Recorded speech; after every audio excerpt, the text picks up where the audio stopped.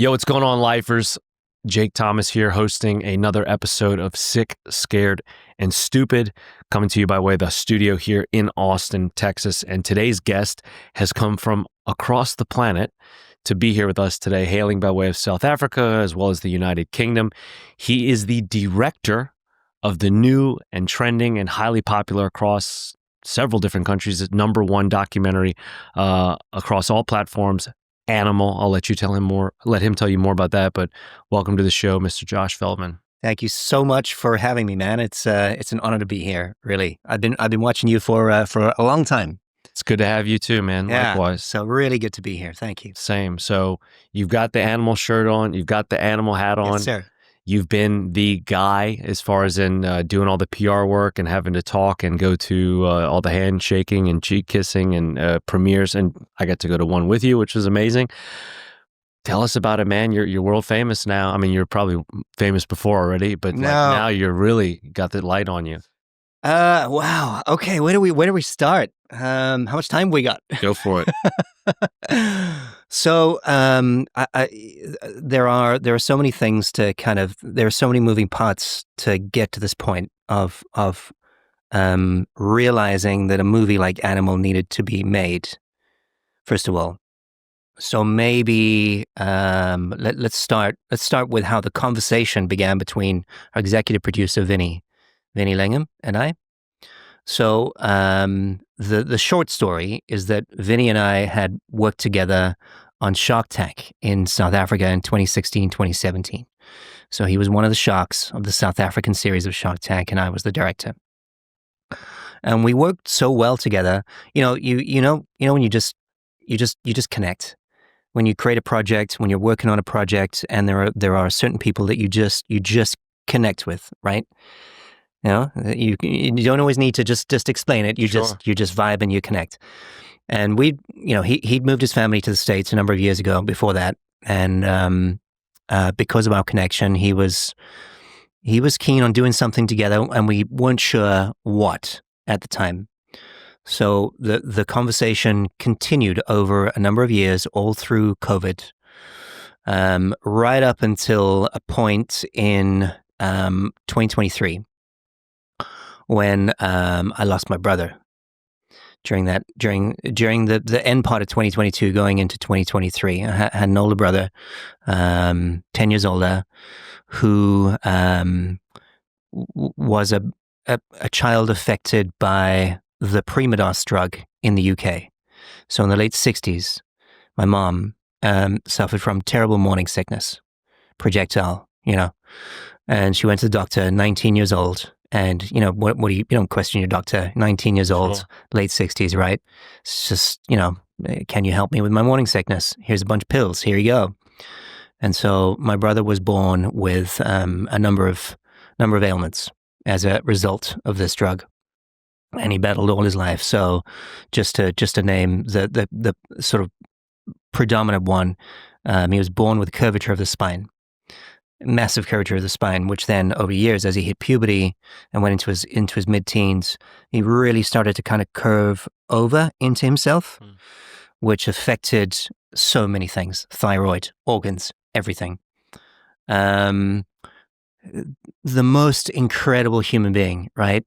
Empath, deep empath, and had this kind of deep need to understand everybody he encountered. Okay, like everybody. And he would create art for people around him. So he suffered from learning difficulties, and the way that he expressed himself and connected was he was an artist. So he drew these pictures for people. So fast forward to 2022, end of 2022, 2023, he caught a really bad infection under his chin, which became so toxic and so poisonous, filtered throughout his body. And he just reached a point, end of 2022, 2023, where he had enough. Been in and out of hospitals, went into a hospital 2023 and decided not to take the oxygen to assist his breathing. And he called it. That was it. And so that affected me deeply, as you know how trauma kind of stacks and compounds, and that was kind of the top of the trauma well for me. It's like the real peak of it. Yeah. And I then myself went on a healing journey, and I stopped wanting to make we could say frivolous shows. So I'd been making reality shows most of my life. Okay, so I had done 3 seasons of Survivor in South Africa, Shark Tank, as I mentioned. I executive produced The Voice in Nigeria, and a number of other big format reality and game shows. I also developed them as well, so created them, and then we sold them around the world. Cool. Which was fun. But I just reached a point where I was like, okay, I mean, it's been career-wise, this has been amazing. I'd also done close to 200 documentaries in the entertainment space, mostly music and movies. Making ofs, profiles of people, genre. So documentaries around musical genres around Africa. Cool. And just reached a point, having been through this healing journey, of which my study of Bikram yoga was very much a part, where I wanted to move into a space of making things that have some kind of real impact. So either they're going to contribute towards elevating humanity in some way, and or towards healing humanity in some way. And so Vinny and I, as I mentioned, have been talking about doing something together for a while. And he was like, "Why don't you come over to the States? Okay, let's talk about it." So I did, beginning of sort of April, May, end of February, March 2023. For his birthday, and we started having some chats. And then a few months later, he came to me and said, I've just been on the carnivore diet, and so has my wife. Okay, and the rest of my family, he's got quite a large family, have predominantly suffered from pre-diabetes or type 2 diabetes in some way or other ailments. And he and his family had the most profound impact, going on the carnivore diet. It was like, nobody's really made anything that really kind of catapults this into the kind of the consciousness of humanity in the world. So zeitgeist. Yeah, exactly. So, I mean, there's you and Dr. Anthony Chafee and Dr. Shawn Baker, and you've got these incredible podcasts. But he and I sat down and really kind of thought about it and said, there's no movie, there's no kind of concentrated, cohesive film that binds it all together. And we were like, okay, cool. Why don't we think about making a film about this? And so I said, let me do some research. Let me go into carnivore diet myself, which I did for 4 months, right? And I myself, even though I wasn't sick in any way that I know of, maybe a bit crazy in the head sometimes, you know what I mean? But nothing, no particular ailments other than a bit of eczema on the back of my arms, and what I thought was a lifelong kind of shaving rash under my chin as well. Also turned out to be eczema. Gone. Okay. And then the most important thing, or the first and most obvious thing, was that that lifting of what feels like a weight on your brain, in your mind. That kind of pressure that we become so used to, we feel like that's normal, right? Yeah. Until we like really start questioning, what does it mean to be like optimally healthy in every single way as a human being. So we really sit down with ourselves and ask that question of ourselves. And so it was like 4 or 5 days, and I felt this tremendous weightlessness, man. I felt space. There was like space that I'd never kind of felt before, other than in yoga. But even when I started my yoga journey, which created incredible space, there was room for more. And so that was the most profound effect. And then about 2 weeks later, the eczema went away. Eczema, back of the arms. And whilst I still had a bit of shaving rash, this had flared up. And these were lifelong underneath. things you'd had? Yeah, eczema on the arms, you just live with it. rash? Yeah, you just live with it, right? You just, you go about your life and you're like, cool, well, I'm going to have this for the rest of my life. you don't think about it anymore. Just shut it down. And you wake up Spider-Man and you can see and you don't need glasses anymore. Exactly. My ability to think and be creative just was off the charts, man. Yeah. Okay, so then I started putting down a structure for what this film should look like and feel like, what I thought it should be. And increasingly in my conversations with people, what I found is that there's kind of this movement, or this kind of want, this need to go back to ourselves, to find ourselves again. So this ancient primal aspect of ourselves that we've kind of pushed down or forgotten, that became the kind of strongest kind of base for me to write Animal. And so, and that was a combination of the research I was doing, things I was reading, the conversations I was having as I'd come to the States and started going to conferences. The first one was Hack Your Health here in Austin, where I met Zane, who created so many conversations with everybody that appears in our film, you too. Yeah. And that's really the kind of beginning. That was the foundation for it all.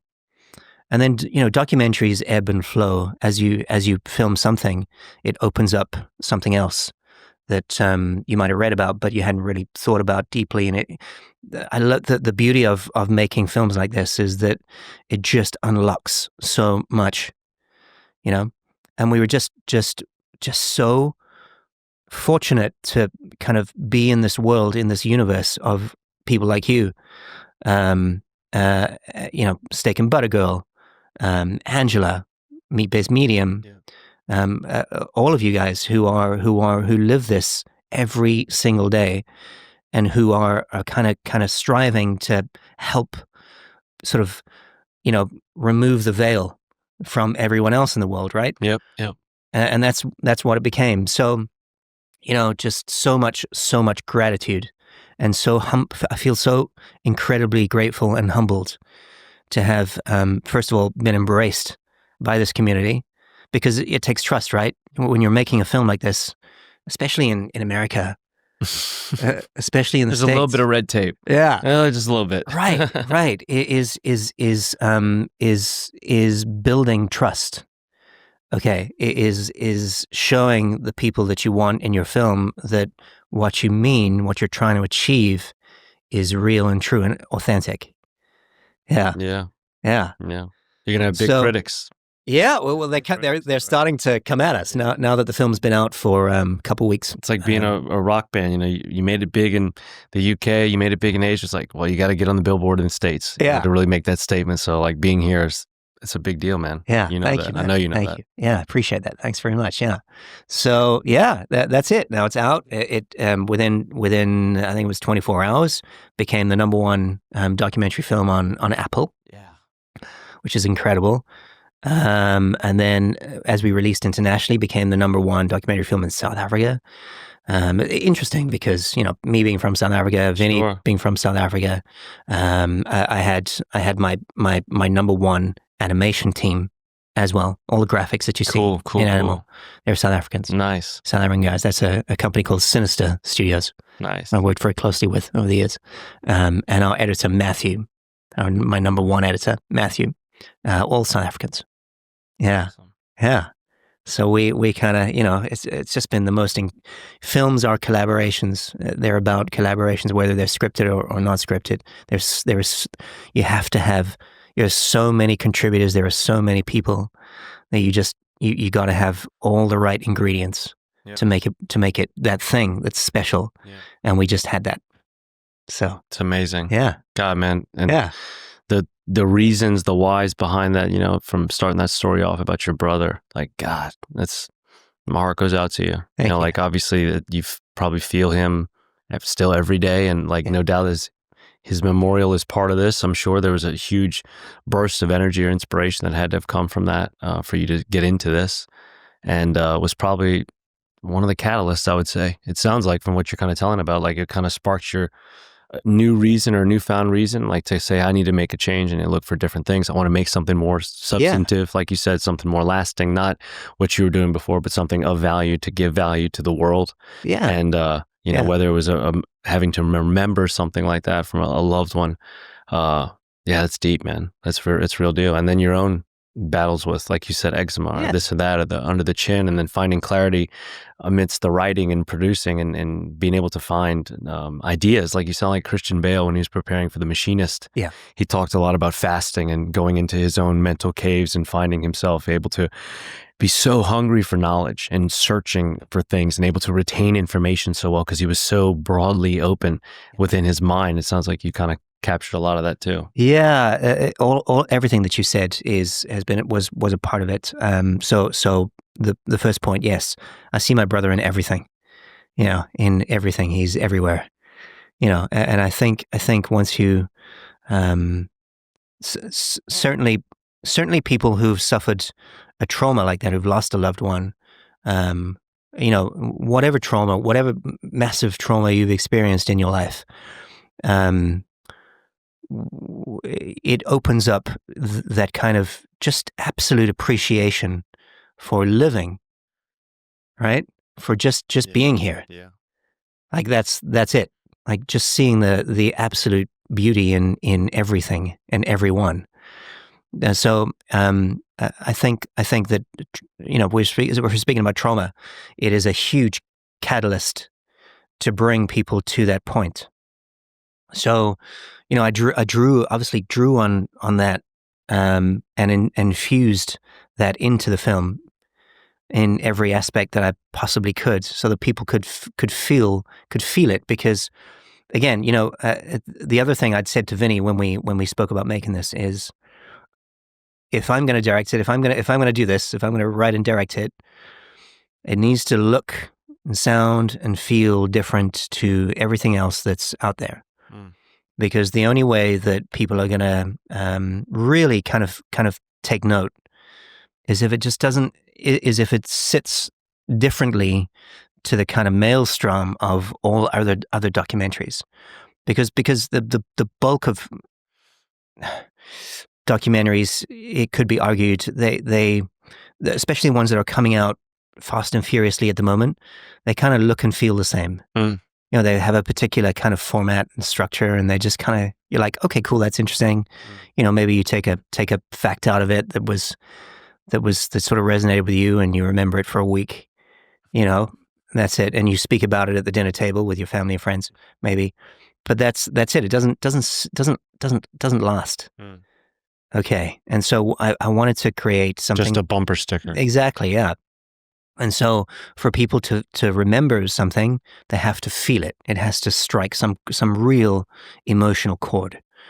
And the only way you can achieve that is by really drawing on, you know, experience. You know, you draw on what's in your soul, right? And so you know, it started with Vinny's profound change for himself and his family. And that was then, as I started writing it, me drawing on my family experience too, and then turning it into something that we really hope resonates with people around the world.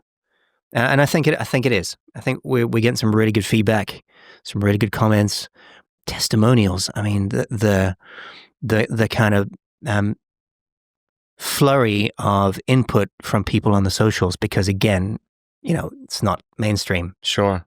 Okay, mainstream media won't take it, won't look at it. Yeah. So it's got to be done on the socials. It's just been incredible how this thing changes your life. I love how you touched on also, like, the fact that you took on the diet yourself for 4 months as, like, you know, R&D or just, you know, self-discovery, whatever. But it's like, you had to. You couldn't. How could you write it without it? You know. Yeah. That's great. For me, it was steak and eggs, predominantly steak, butter, eggs. What was it like for you? You know, I mean, you guys are big meat eaters. Yeah. So I'd always had a lot of potatoes. So my kind of growing up, my childhood was split between South Africa and the UK. And so family dinners were very much, there was always a big portion of meat for the most part. Until my mother later, when I was in my teens, my mother turned vegetarian, vegan vegetarian, and she kind of tried to edge me on that way. Hers was, it's also an interesting story because my mom is actually really sick in the UK. She lives in Nottingham in the UK. She is absolute vegan, and she went that way predominantly for ideological reasons. She felt deeply for how badly animals are treated. Okay. And again, her exposure at that point when she made that decision was obviously, big corporation based, big ag based. And what she was seeing on the news, it made her feel sick, And so you can understand it from that perspective. What we've tried to do in Animal is show people that we agree with that, with how badly animals are treated, okay, with big ag, and that we need to go back to, the understanding of shaking your rancher's hand. Thank you, Texas Slim. Yeah, right, for everything that Texas Slim is doing. Yeah, and all the ranchers, all the farmers around the world. Tyler says the same thing. Tyler McCann says the same thing. Exactly. Best thing you can do is get to know your rancher, get to know your producer, know your farmer. Yeah. And so, in chapter 7 of the film, the last part of the film, that's where we talk about, and it was very important to do this because of those fundamentally ideological reasons, to bring people to a place of understanding of how we can, be one with the land and the animals, consuming animals in a healthy way, understanding the circle of life again. Yeah. Because we've lost that, right? Sure. We've lost that, and that's what it is, and that's why it was so important for me as well to kind of start the film that way. So that's why we have the Native American Indian voice at the beginning, and the quote at the beginning. And again, thank you to Tyler McCann, who was instrumental in helping us achieve that, because he connected us to the Arapaho people in Wyoming, and that also took a lot of trust. Sure. Yeah. Absolutely. Yeah. It took a lot of trust to help them to understand that what we're doing is pure, and so huge, thank you to everybody there who helped us make this happen, man. It was incredible. That was the dream, was to open up like that. Yeah. It was awesome. Yeah.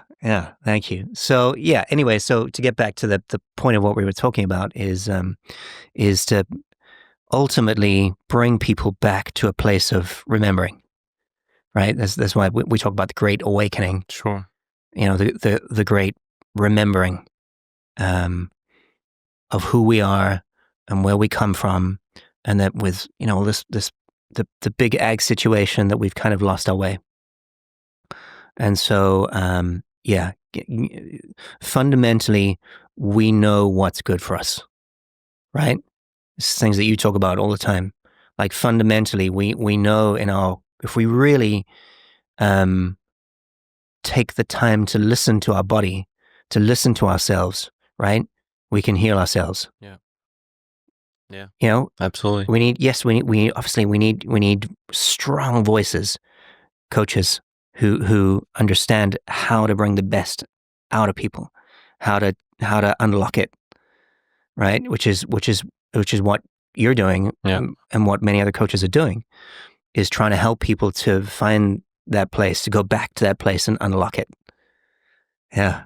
It's amazing. It's so cool you say that, because you're saying this from a person that's done and experienced it themselves. Right. And it's like one of those things that you literally can't understand it until you feel it, and then that feeling will become your understanding, irrespective of what you may have thought before, the preconceived notions or skepticism, paranoia, fear even of like, this, that can't be right. But the feeling supersedes all that. It'll offset all that, because it's such an innate and intrinsic sense of identity and understanding, because it's a connection or reconnection, I should say, with the land. Like you said, returning to that familiarity and knowing where we come from and how things are raised and grown and naturally occurring. But that all this other stuff has kind of like detached us from that and distanced us from that. And this one simple thing is a way to kind of mitigate all that and bring you right back to it, to feeling that way. Yeah. So by removing a lot of those obstacles and variables and just eating these few things, gaining a sense of appreciation or interest, curiosity into where does this come from? Okay, why is it fed that way, as opposed you're thinking differently just doing that, as opposed to just going to the market, going to the store, whatever, buying things, without thought, because it's so normal, because it's so available, it's so prevalent. We live in a world of abundance and, innumerable resources and luxury. And so to just take this step back and kind of think more primitively is weird. It's super weird, but it's a thing that any one of us in the world essentially can do at any time and say, you know what? 2 weeks, 30 days, whatever, 4 months, you can literally take that little bit of time and find all of this insight and I say newfound, it's kind of a paradox, regain this knowledge and awareness and understanding. And I think that's a beautiful thing. And it's something that no one would assume a diet would do for you per se. Yeah. Right. And I think that's one of the real unspoken aspects about the diet. It's like, as great as the diet is, it's really a metaphor. Yeah. It's really this, keystone element to what all these other things you're going to find about yourself inside there, what you're going to learn about the world around you, the culture that you come from, maybe the culture that came before you. And it makes you just almost more of a more worldly person, dare I say. Yeah, totally, completely. I think the first point that you made was about fear, right? Mm-hmm. And I'm gonna reference my mom again, because Dr. Chafee, we were having a chat, and I explained to him what my mom was going through. He's like, I'd love to have a chat with your mom. Okay, so my mom's 70. It's going to be 76 on the 10th of July. Happy early birthday. Yeah, thank you. So is my son, actually. Happy birthday. He's going to be 14. Amazing. Yeah, and I've got a grandmother. It's a busy day. A grandmother who's passed on my dad's side. Also 10th of July. All right. Incredible, right? I'm just a couple weeks after. Oh, really? Yeah. Oh, amazing. Okay, yeah. well, happy birthday to Thank that, you. man. Awesome. So fear. So I said to my mom, I'm making this film, and I've met these incredible people. Okay, and my mom suffering from two primary conditions. One is ME. And the other one is they call it Condition X in the UK, and it's from the way that I understand it is it's a vein that is tightly wrapped around an artery. Okay, and she was healthy all her life, by the way. Okay, she was a sportswoman all her life. She owned a gym for women in South Africa, Shapes Gym for Women, and so a huge part of her life was dedicated towards fitness herself and with other people. And so when this combination of ailments hit her in her mid-60s, she was like, "But I've been fit and healthy my whole life." Again, I just want to park the fact that she went vegetarian. She went vegetarian first, and then ultimately vegan. And this would have been early 90s. Okay. Sure. So fit and healthy from a physical perspective, diet, vegetarian, then vegan. And so when these conditions really started to manifest in her mid 60s, she was like, "But I don't understand. I'm vegetarian. I'm vegan. I've been working my body my whole life, got a lot of sun," because she obviously, she moved from the UK to South Africa, spent many, many years in South Africa raising me and my brother before he passed. And so she thought she'd done it right. And then whammo, boom, mid 60s, smashed. And she still struggles with how this has happened to her. She just cannot get her head around it, And so I said to her, met all these doctors, met all these incredible people, and the one, Dr. Chafee, has offered to have a chat with you. And as much as I've tried, she is element of fear. She's like, I've got my doctor in the UK. Yeah. Okay, this is what she tells me. She's on all these meds, and there's why would I chat to anybody else? Why would I chat to, I've got this routine now, and pills are going, and I'm stuck in my system. Yeah. And I was like, but do you want to heal? This is my mom. Yeah. You know what I mean? So I think people are just innately fearful and so trapped. Yeah. In what they're told should be the structure of health, right? Yeah. It's very, very difficult to kind of break people out of that when they're so stuck in it. Yeah.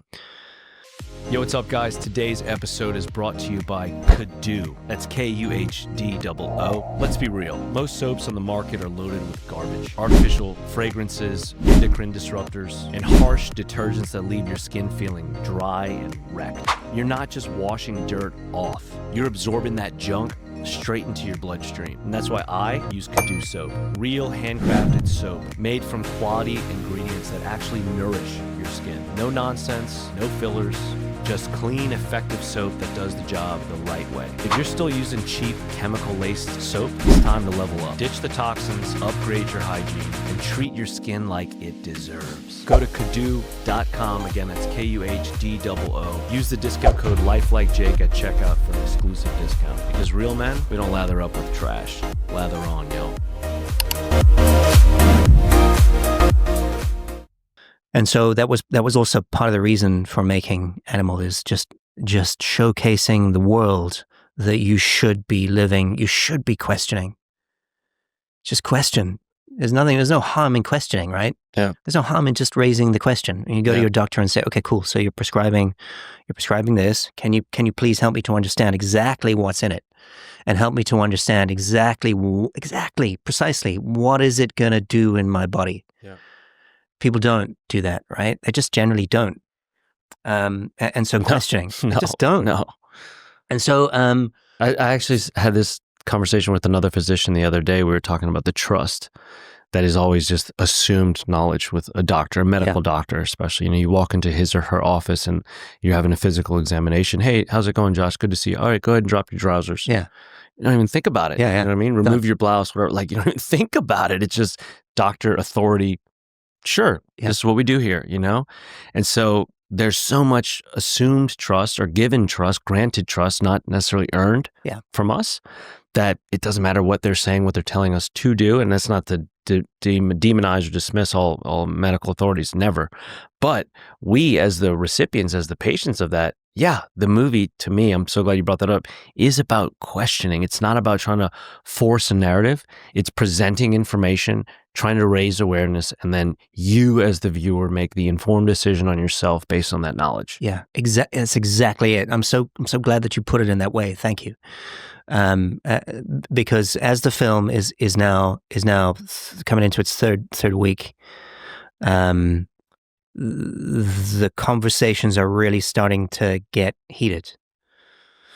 And so it's very important. It's very important to understand that we are not denouncing veganism or vegetarianism in any way, or any diet, in any way whatsoever. Yeah. To your point, if you are vegan and it works for you and you feel optimally healthy in your life, God bless. Stick with that. I think that's an incredible thing. Go right ahead, and exactly, God bless you. But if there's something still ailing you, are you just going to keep doing the same thing, or are you going to question it and then figure out how to make that change? Yeah, that's it. It's as simple as that.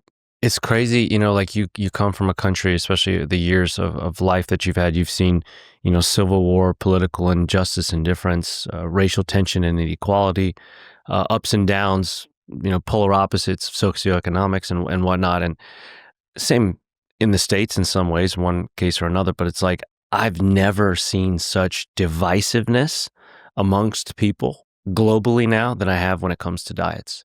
Really? More so than with religion, more so than with politics, more so than with, pro-military, this or that, like baseball teams, even, Yankees, Red Sox, whatever. Yeah. I mean, like, the dietary tribalism now that exists is, man, it's vicious. And like that fear that you're talking about, whether it's your mother, my mother before she experimented and tried the diet, friends of mine that ask about me, people who don't know, or anyone, the fear and the attachment, the identity that is there with whatever diet or way of life or way of thinking they subscribe to. Because your mother, for example, she's had years, decades of invested time. My mother, my parents, my friends, lifetime, some of them longer than I've been alive, and it's like, who am I to influence or like try to say, hey, why don't you try this out? And it's like, dude, I've got 50 years eating and living and thinking this way. And all of a sudden you want me to like throw left-handed? Yeah. And I'm a righty? Yeah. I'm saying, no, I'm just saying, just try it out. You might be better at it than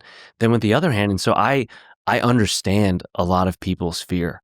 Yeah. I get it, but I'm so surprised that it is that thick. And it took me to do this myself for the years that I did to really see it over and over and over again. Like, damn, dude, we are really, really connected with identity viscerally to how we eat. Like our diets are, they are familial influence, they're social influence, they're religiously influenced, they're politically influenced, like every kind of adverbial connotation you can put on that of what we subscribe to is part of our food, man. Yeah. So to detach from that, it's like, that's just a hard chain to break. It's very, very, very difficult. It's so interesting that you say that again, and because yoga is a huge part of my life, right? So going back to my healing journey, when my brother passed, I'd been for traditional therapy, and I found that none of that, the psychiatry was working for me anymore. So I'd always sort of trusted in my body and what it was telling me, and I found deep meditation in moving my body, right? Like I felt the most connected to everything, to source. Let's say to source, the most connected to source when I'm moving my body, and having come from decades of martial arts, and so the karate world, starting karate when I was a child. Nice. And so, yeah, thank you. And so karate through the years, as a form of not just self-defense, but meditation, the meditative aspect of any martial art. But I found it deeply in karate. And then I had a break from it, and going through all of this, I'd found yoga a few years before, and just it became such an integral part of my life. And so I'd shifted my sort of attention on healing into how can I do this in my body. And I really found that in the sort of hot yoga space, so hot 26 plus 2, the Bikram, the traditional hatha yoga space, right? And so, when I talk about reconnecting with ourselves, a lot of that was because I found that in myself. So, tried the carnivore diet, 4 months, felt incredible in combination with, the ways in which I was moving energy around in my body. So I think you got to understand those two things, right? Sure. Yeah. But yeah, I wanted to speak about that one point. So in the yoga community, if you understand obviously the lineages of yoga and Hinduism and Buddhism, obviously that part of the world, their sort of fundamental tenets are do no harm to any living creature. And so that is a very interesting conversation. And again, there are so many moving parts to this and so many aspects to it. How healthy are Buddhist people? Look at their way of life. They have an incredible philosophy on life. I'd love for us to have some chats around how they eat, Of course. In sort of combination with how they live and movement, connect. silence, celibacy, exclusion, isolation. Deepest forms of introspection by way of abstinence, essentially, or omission. Yeah, exactly. Appreciation, respect, gratitude, reverence. All of it feeds into their fabric, the fabric of their existence, right? Yeah. Selflessness. Minimalism. I mean, it's very cool. All very, there. very cool. Yeah. Absolutely. So there are just so many cultures and so many fundamental aspects that when we talk about being optimally healthy, living a good, pure, happy, joyful life, and I think that's an important aspect right there. Is what does it mean to live a joyful life? So how can if you're not feeling good in your body, right, and you're constantly ailed, you have constant ailments, it's very difficult. It's very, very difficult to feel joyful. Yes. Right. So surely you would want to explore, ask questions, explore, find every possible way to feel good in this vessel, in this body of yours, in order to experience the absolute joy that being alive offers. And one of the things I wanted to chat to you about was we'd had a conversation around your experience in the military, and what you eat in that world. Sure. Okay, because your healing journey is incredible, and is such a source of inspiration to me and all of us who made this film too, man. Thanks. Yeah, and so I wanted to ask you, because we didn't have time to kind of get into all of it. How did you? When did you make that change? When did you make that shift from what you're eating in the military to an understanding of to an understanding of you not being optimally healthy? Then in service, I was a garbage disposal, essentially. A lot of it was just eat what we have, eat what's around, eat what's free, eat what's cheap, and a lot of that was MREs, or the meals ready to eat, the rations that are, prepared and packaged. I never thought twice about it. Back then, I was just getting calories in. I knew I needed energy. I knew this is what was available. So this, and everyone, right? Yeah. Yeah. Right. Everybody. Yeah. The chow hall was the same. I mean, I will say I never ate poorly. Some people might say the food was terrible here and there. Even at sea on ship, I never complained about the food in my time in service. My 4 years, I was never angry, upset, or displeased with the food that we had. Even in the MREs, I was always able to trade or barter or even find, even the little bottles of Tabasco sauce that come in the bags. It was like, man, this is a home run to me. Yeah. Right. So little things. I never felt adverse effects, I should say. I never could tell. Maybe my awareness wasn't there then. Maybe I wasn't as in tune with my body then. I definitely wasn't. But my emotional intelligence to appreciate what negatives were there, I wasn't having. I didn't have. I was still drinking a lot then, so I just didn't have that kind of connection and intuition, or sensitive amount of intuition. That's part of the culture, right? The boys get together and I'm not going to say everybody does, because we had people that were of certain religious sects, whether it's a Mormon or a Muslim or whoever, that did not drink. They did not subscribe to other things. They didn't curse, didn't watch any of the pornography, and we're all passing around bottles and hard drives, and it's a whole different world, But so not everybody. But for the most part, yes, it is part of our culture. It is part of who we are. We're eating however we want because we're working out a lot, and we're going on missions, and we're sweating. We're just constantly burning calories. So you don't even have to think about it. Yeah. It's also, back then, it was a luxury to have the consideration or the time to think about that. It's like, dude, I don't have time to be counting macros. Yeah. It's like, we got other more important shit. Like, just eat it while you got it. Like, I'm not even heating the meals up half the time, because it's like, there's one time where I did try to heat up a meal with the little bag heaters that come in the MREs. While I was waiting for the meal to heat up, we got a call to pack up, and we got to go now. And I didn't get to eat. And I was like, well, I'm never doing that again. So I never heated another meal after that. Hot, cold, didn't matter. I never heated another one. So there's just this give and take of like what matters more. And at the time, it's just consumption as opposed to like consideration for particulars and preferences. And it's funny, when you talk about the MREs And meals then, and even now, like people talking about how bad the food is and how much of it is processed, and it is. But when it's somebody who's on maybe a last leg of a mission, or they're tired, or maybe they're in a situation where they don't know if they're coming home or they're not sure if they're going to come back. I've never been faced with something like that, but like I can empathize for someone that it maybe has. You might want a bag of Skittles. Yeah. Shit. Yeah. I might want that over jerky. Yeah. You know, for somebody that might not be here tomorrow, like it sounds great to us. Yeah. And these comfortable chairs and, you know, abundance around us. But like when you're getting shot at or sweating your ass off or freezing to death, you might not want that jerky or meat stick. And I love them to death.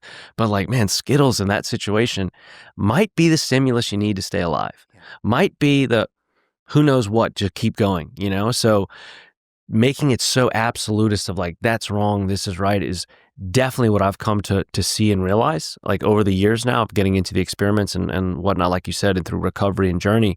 Because when I got out, I was definitely disconnected. I was very detached, and I had lost that identity of being a Marine. And I had fallen victim to consumption and abuse and use of drugs and alcohol, because that's what made me feel able to escape. And because I couldn't reconnect, I couldn't go back. So I was upset and displeased with where I was, what I was doing, and that was a way for me to get away from it. But then when I started to find new things and feeling good by way of exercising differently, eating differently was a big one, drinking less, using less When did stuff. you make that shift though? When did you realize? 2017. What happened? 2017. Was there a catalyst? Definitely. I have to give credit to past girlfriends, number one, because along the way there, from I'd say roughly 2013 to 2017, different girls that I dated and was in love with gave me different nuggets. Okay. Try this instead of that. Drink this milk instead of that. Eat, care more about these foods and the sourcing and sustainability and learning, things to me about like regenerative agriculture, I had no idea about at the time.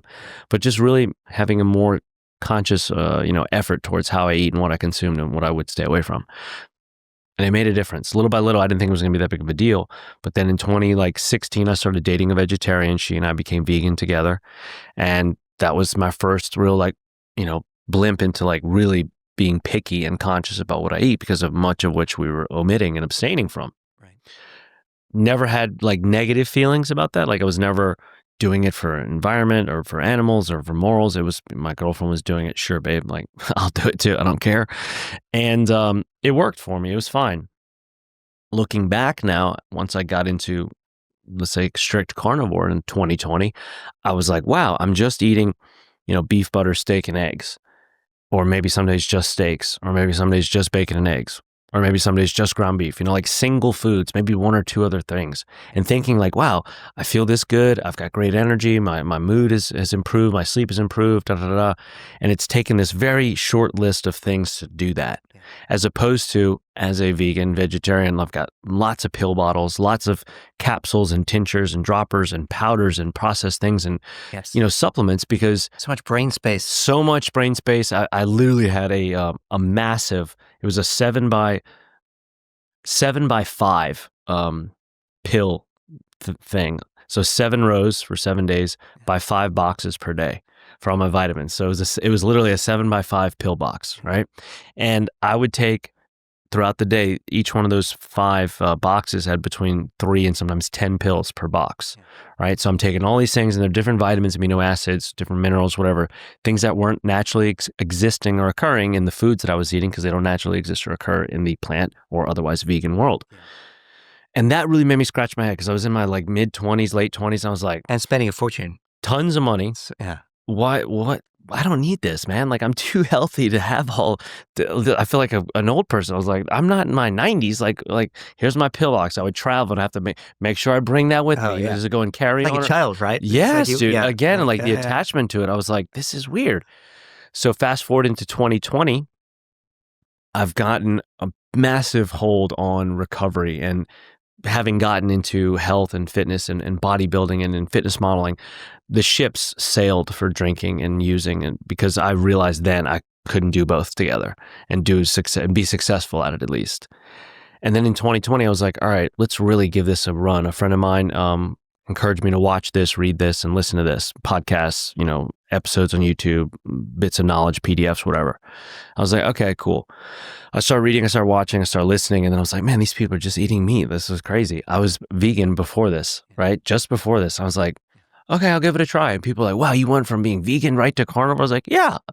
But again, I didn't have emotional attachment. I didn't have ethical, moral, like obligation to the environment, to the animals, which is bullshit, by the way. Yeah, exactly. Don't fool yourselves, folks. But so I went right into it. Just, beef, butter, bacon, and eggs, basically. I even stopped drinking coffee at the time, that was probably the most interesting thing for me because it was such a habit breaker. I still made coffee for my mother every morning because I just moved back to the States from Mexico City. It was 2020. Things were closing there. I had to come home. So it was a perfect time because I had a good controlled environment. But in that first 30 days, Josh, is where I really learned about I needed to be broken. And I did not realize that. I did not know that. I heard Mark Bell talking about this the other day, talking about how the carnivore diet broke him. And I really connected with that. It was the first time somebody said something about that in a way that I really hit home with me, that he needed to be broken and it helped to break him. It broke me. I needed to be broken. And I didn't realize it, whether it was about substance or use or woe is me, fucking character identity, attachment from the military, or I didn't get my way, I didn't get to fight my war, like whatever. Like this helped break me.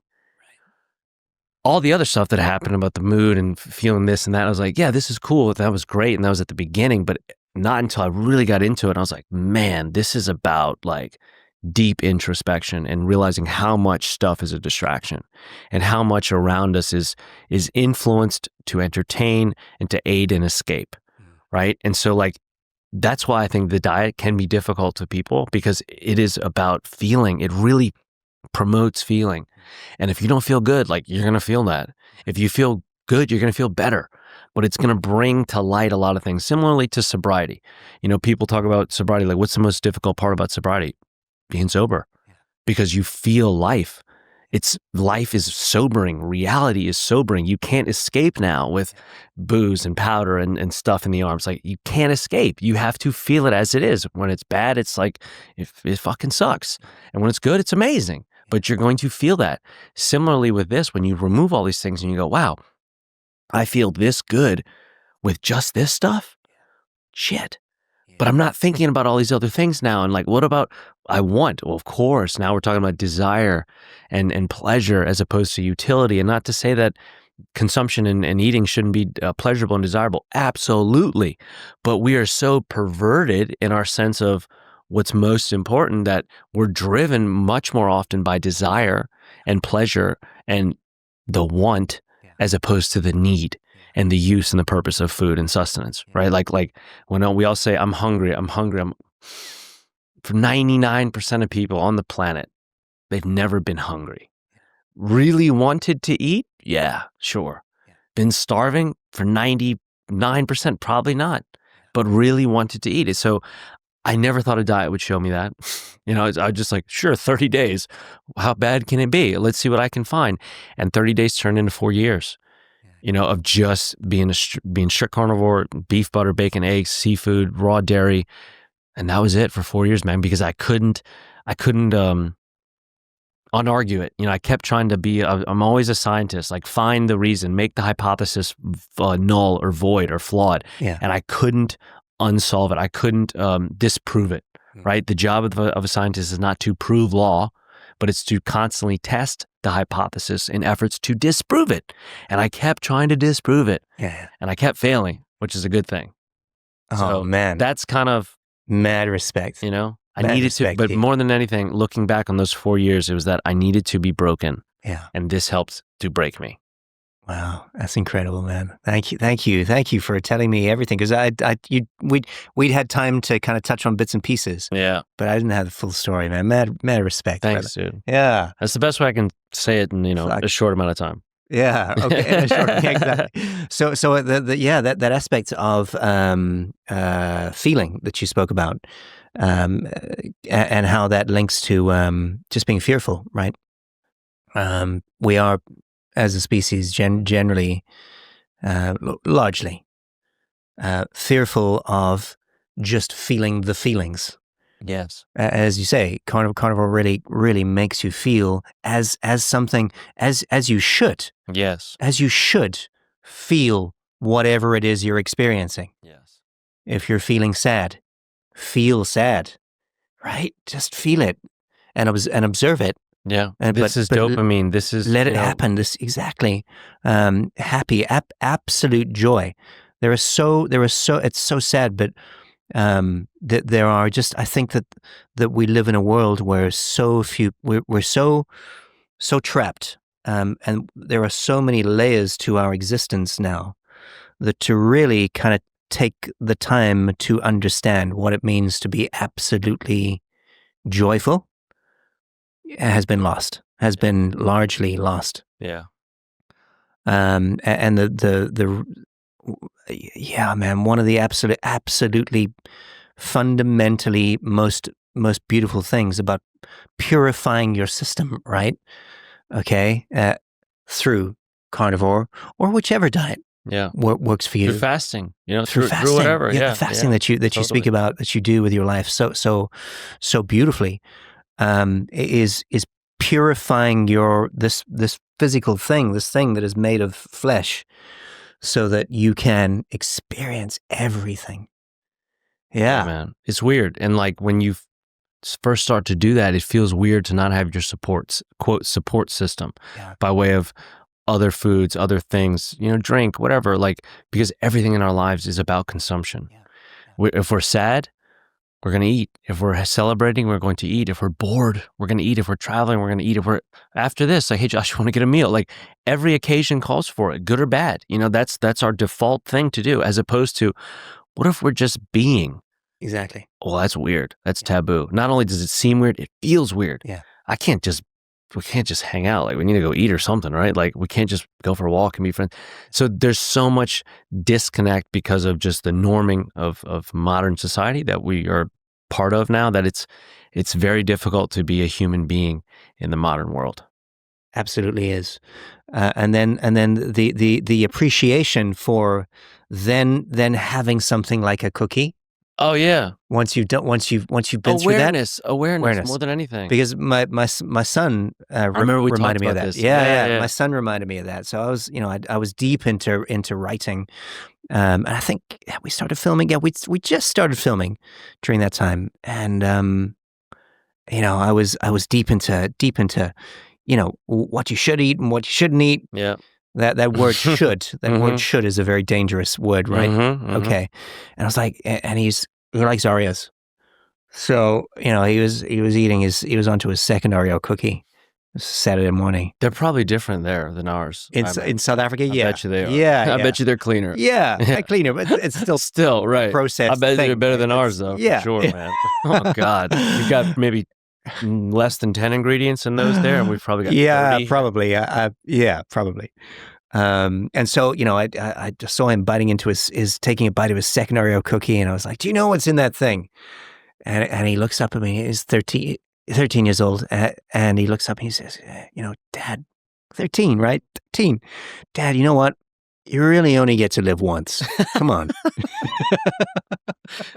Don't YOLO me while I'm trying to impress good information and influence on you. You're right, but like wrong context. Trying to make this film. Yeah. Trying to make this film that's hopefully going to have an impact on people around the world. Here's my son, boom.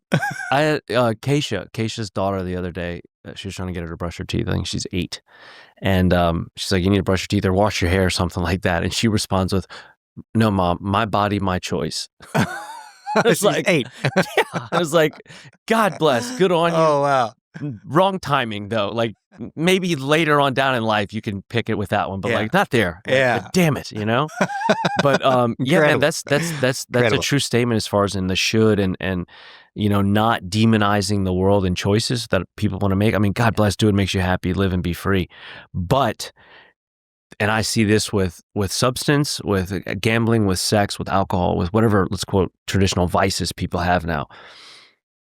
That awareness that you have and brings a newfound appreciation to where someone says once they stop drinking for 30 days or stop changing what they're eating and change their diets or they change their sleeping habits and they feel what that feels like, that makes you can't unfeel it. Yeah. And now you're like, okay, the next time I go for that drink, man, do I really want to disrupt how I'm feeling right now? The next time I go for the Oreo, after having known what not having, I don't want to just bullseye Oreos, but whatever food or whatever thing it is that maybe disrupts you or puts your mood off, puts your energy off, puts your sleep off, makes you break out with eczema, makes you have a rash on the chin. Like, it'll make you quite, dare I say, you knowing if you've got a causal relationship to a certain thing that you eat or drink or consume, you're going to think twice about your eczema on your elbow or the thing on your chin. You know what I mean? And that's the same thing with me. Like, I know what will give me inflammation. I know what will make me feel hungover in the form of food, and I won't do it because I don't want to feel like that. And then if I've got a case of the fuckets, I consciously choose that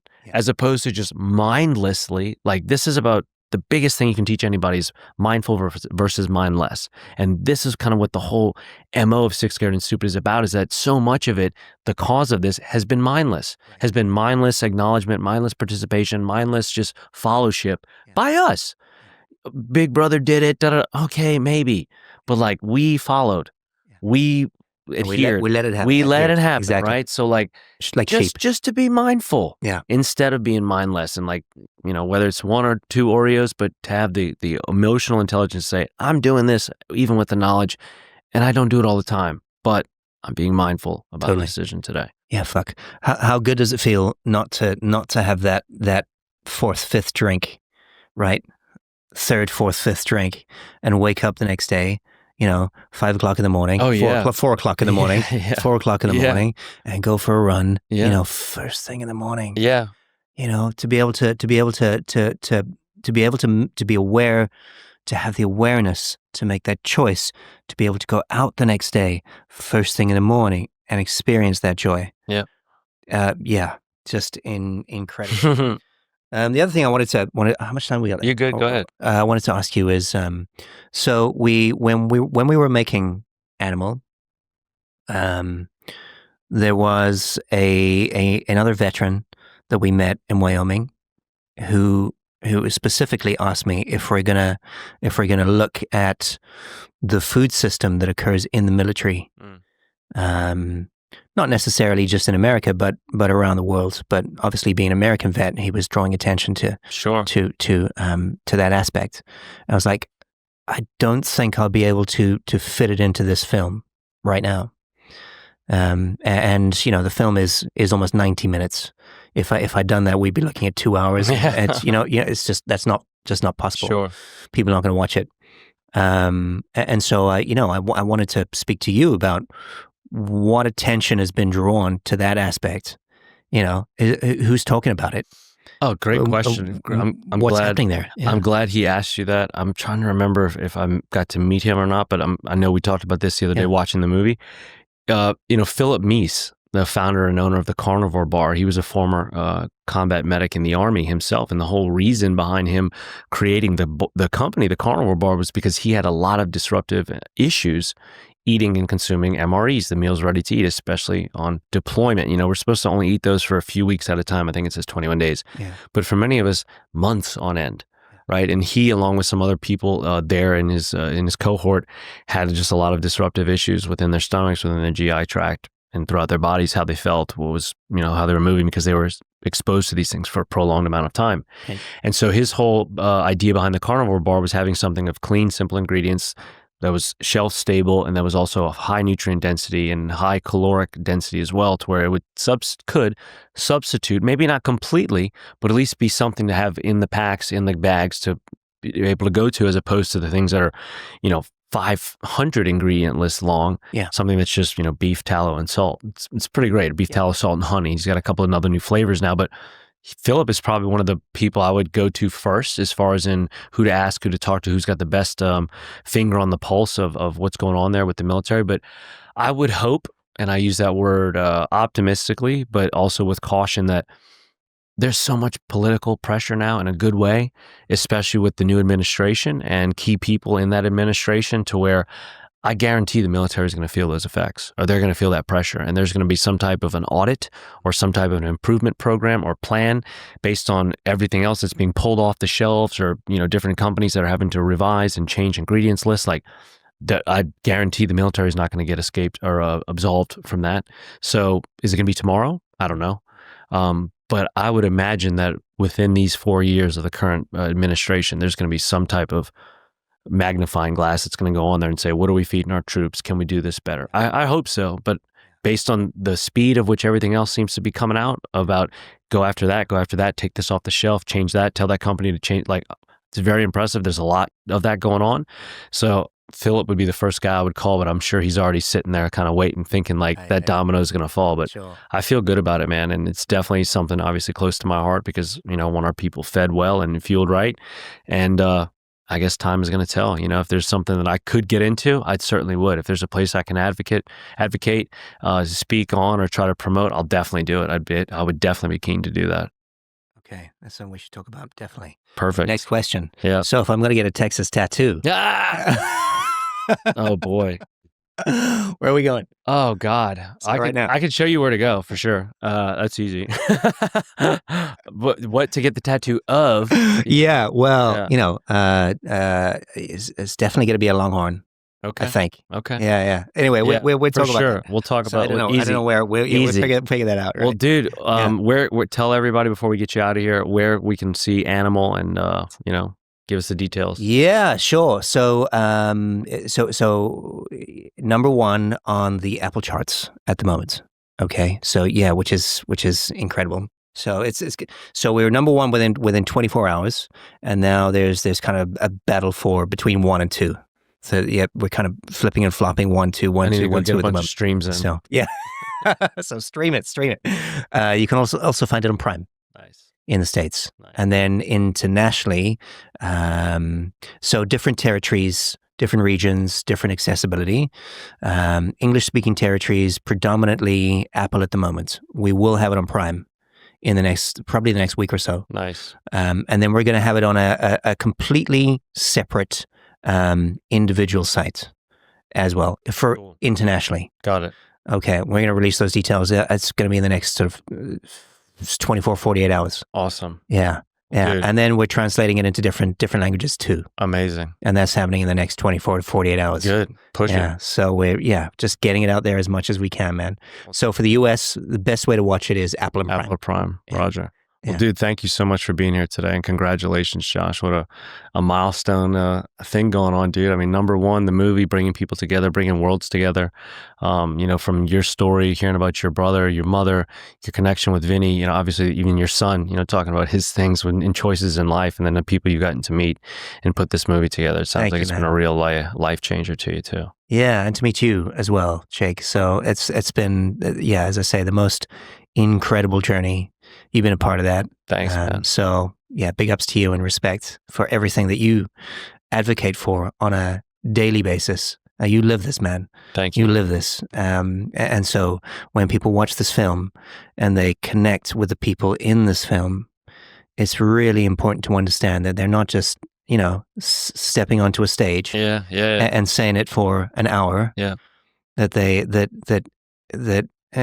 And the community get this. Obviously, everybody in the carnivore community understand that, but people around the rest of the world may not. Yeah, sure. So thank you, man. Thanks, Josh. It was awesome. Big time. Cheers. Well, guys, to everybody else, thanks for tuning in to another episode of Sick, Scared, and Stupid. And because we got a documentarian in the house, and because of one that was just launched yesterday, I've got to give a shout out to a friend, Ocean Ramsey, for the Shark Whisperer that just premiered on Netflix. Ocean, this is for you, and kind of to remind everybody the importance of sharks in the world and them being a keystone species in the oceanic environment, and that without them, the entire ocean worlds and all life within the waters would collapse as we know it, and that nearly 100 million sharks are killed by humans every single year. 100 million. So go check out the Shark Whisperer. Go look up more on Ocean Ramsey. You can follow her on Instagram and all other channels. But today's day was about Josh, the movie Animal. We're grateful to have him here on the show. And for everybody else out there, again, this is another episode of Sick, Scared, and Stupid. I'm your host, Jake Thomas. We'll see you next time.